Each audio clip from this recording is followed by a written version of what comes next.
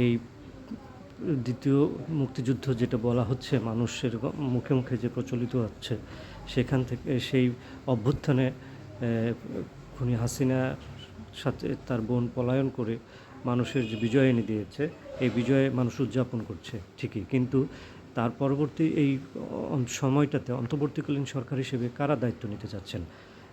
সেই জায়গাটাতে এখন প্রশ্ন। যদিও সবাই বলছে যে দেশ স্বাধীন হয়েছে, আসলে কি স্বাধীন?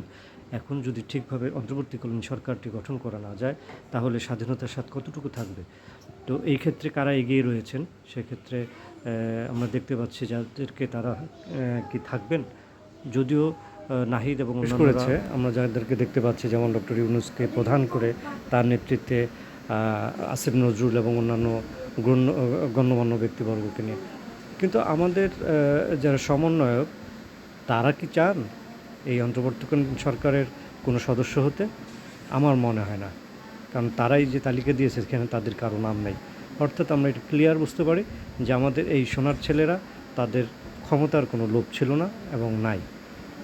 তো আমরা আশা করি, আমরা ততক্ষণ পর্যন্ত ধৈর্য ধরেই অপেক্ষা করি যে কারা আসছেন আমাদের এই পরবর্তী দেশ শাসনের জন্য অন্তর্বর্তীকালীন সরকার হিসাবে। পাশাপাশি আরেকটি জিনিস আমরা সবাইকে বলে আমরা আমাদের অনুরোধ থাকবে, আমরা ধ্বংসযজ্ঞ না চালাই, আমরা ভাঙচুর জ্বালাও পোড়াও না করি। আমরা লক্ষ্য করছি যে আমরা স্বাধীন হয়েছি, স্বাধীনতা যেন ধরে রাখতে পারি।